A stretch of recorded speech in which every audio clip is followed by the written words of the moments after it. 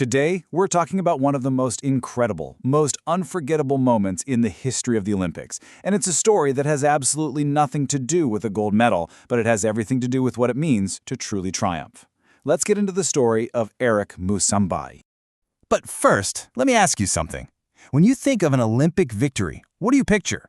Is it someone smashing a world record? Or standing on that podium, medal around their neck? Or could it be something else entirely?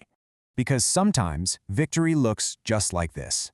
This is Eric Moussambani of Equatorial Guinea, swimming at the Sydney 2000 Olympic Games. And the story behind this single swim, well, it completely redefines what it means to win. Okay, so our story really kicks off during the men's 100-meter freestyle heat, a moment that would go down in history, but for none of the reasons you'd expect. So picture this. It's heat 1. You've got 3 swimmers up on the blocks. But then, bam, the other 2 are disqualified for false starts. Just like that, Eric Moussambani is the only one left. He has to swim the entire 100 meters all by himself, in front of a stadium packed with 17,000 people. He dives in, he swims, and he finally touches the wall with a final time of 1 minute, 52.72 seconds. To this day, that is the slowest time ever recorded for this event in Olympic history. To give you a little perspective on that, the guy who won the gold medal in that event, Peter van den Hoogenbond, he finished in 48.30 seconds. Moussambani literally took more than double the time to swim the exact same distance. And you can just feel the struggle in his own words. He said later, the last 15 meters were very difficult. I mean, he was barely moving, he looked like he was about to sink, but he just wouldn't give up. Which really begs the question, how in the world did this guy even get here? And that right there, that's the heart of the story. To understand the swim, you really have to understand the swimmer. And trust me, this was not your typical Olympian. See, Moussambani got to Sydney because of something called a wild card entry. It's a system the Olympics has to let athletes from developing countries compete even if they can't meet the crazy fast qualification times. It's all about universal participation, you know? The idea that just being there, just competing, is a victory in itself. But here's where it gets truly wild. The Olympic race in Sydney, that was the very first time Moussambani had ever even seen a 50-meter Olympic-sized pool. The race itself was longer than any pool he'd ever even practiced in. And his preparation, you almost can't believe it. He had only started swimming 8 months before the games. His training facility was a 12-meter-long hotel pool, and he could only get in the water for 1 hour a day, between 5 and 6 in the morning. That's it. That was his entire Olympic training regimen.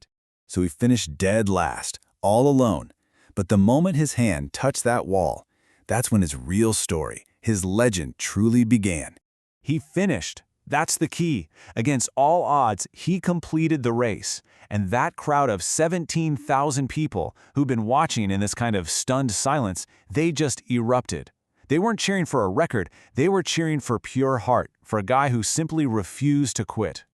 And of course, the media all over the world just latched onto his story. They gave him this perfect, affectionate nickname, Eric the Eel.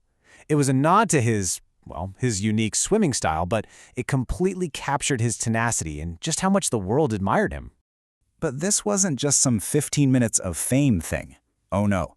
The ripple effects from that one swim in Sydney have carried on for decades, both for Eric himself and for the spirit of the Olympics.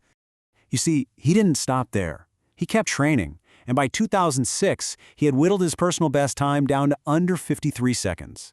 He cut his Olympic time by more than half. I mean, that is just staggering dedication. And the journey continued. In 2012, he took all that experience, all that passion, and became the national swimming coach for his home country. He went from being this one, lone, unprepared athlete to the guy building the entire future of the sport back home. His legacy also lives on through other athletes.